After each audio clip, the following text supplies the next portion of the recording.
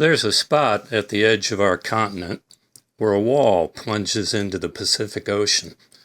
The border wall between San Diego and Tijuana extends a good 50 feet out, far enough that if you tried to walk to its end, the water would be over your head.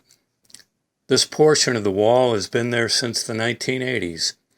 If you drive east along it, farther into Tijuana proper, you'll start seeing portions of the wall that have only been there since October of 2019 and are already beginning to rust in the sea air.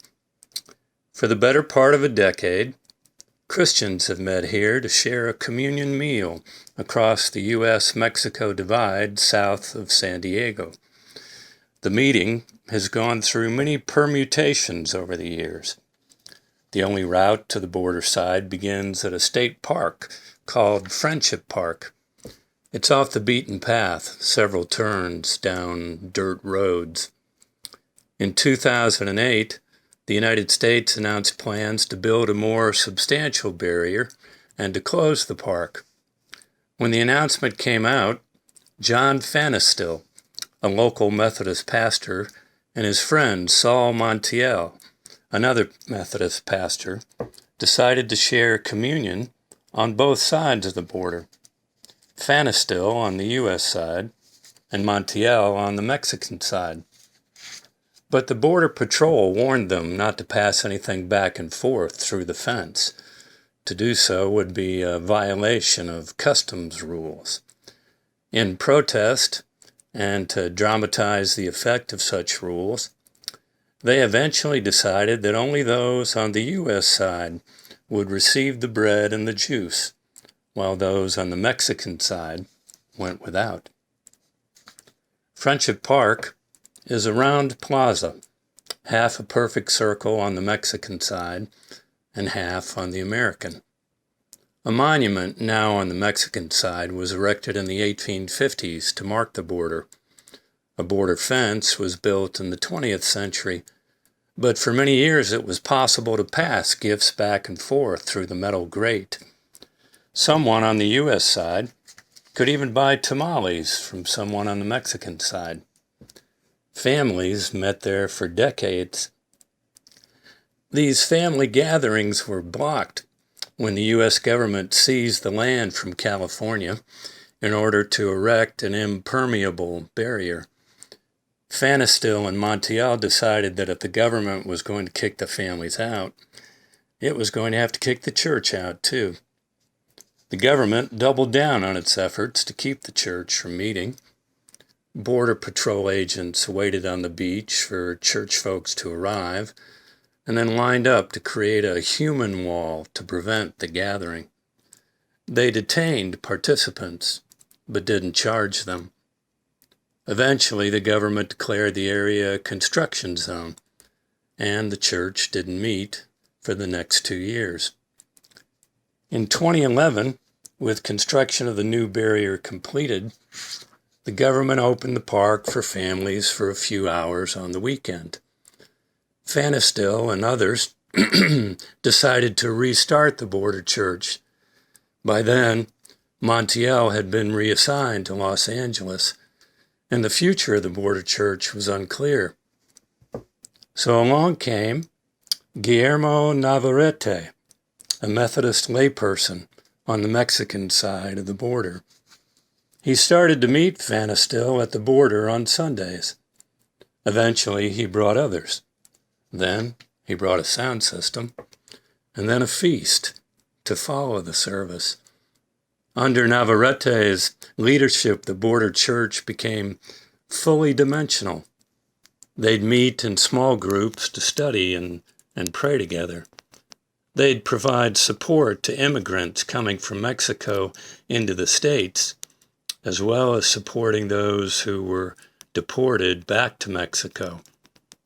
On the Mexican side, the number of attendees frequently was 50 or more, with people traveling from all over the world to participate. On the U.S. side, the effort was smaller because during much of the year, reaching Friendship Park requires an arduous 2-mile hike. In 2019, the Border Patrol decided that only 10 people at a time would be allowed into the park, and agents arbitrarily would often prevent people from entering. Before the coronavirus outbreak, there were several clergy sharing what they call church in a backpack. They would hike to Friendship Park on Sundays with a plate, a chalice, grape juice, bread, and a small sound system. A few years ago, Dustin Crown of the San Diego chapter of the Council on American Islamic Relations heard about the Border Church. He wanted to connect Muslim experience in the United States with the broader issues of borders and xenophobia.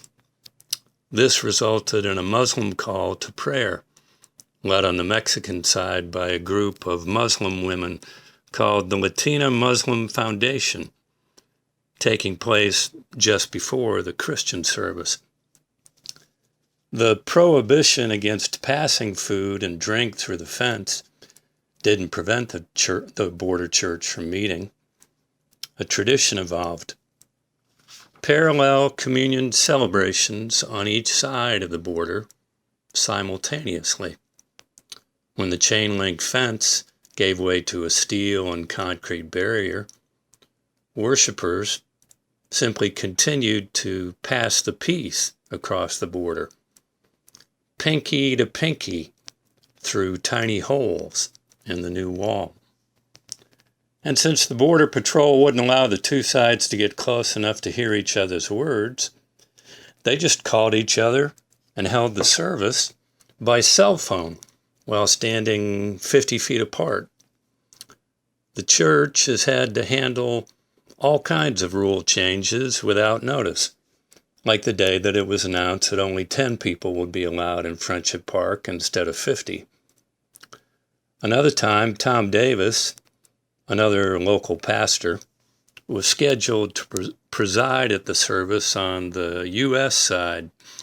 When he arrived, he saw a group of 12 people swimming around the ocean end of the wall to turn themselves in to seek asylum.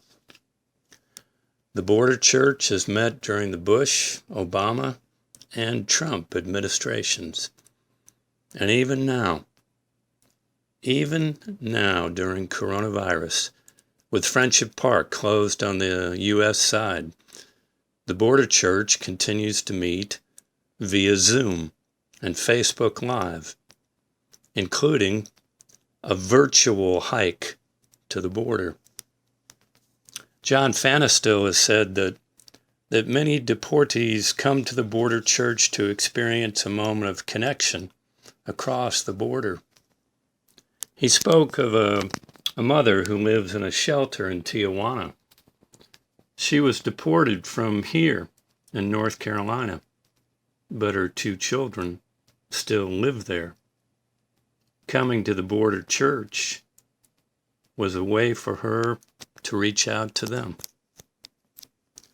Pfanstiel says he's been following the lead of migrant people. Their persistence, constancy, determination, their ability to withstand injustice and suffering form the foundation of the church. Pfanstiel says that he has learned the value of constancy from them. Showing up is just how it works, he says. The work of the Border Church includes claiming the true nature of the border, Pfanstiel says. The federal government wants to mark the border as a place of crime, danger, and fear. But we know it as a place of encounter, exchange, friendship, fellowship. We try to show up weekly in order to show what the border truly is.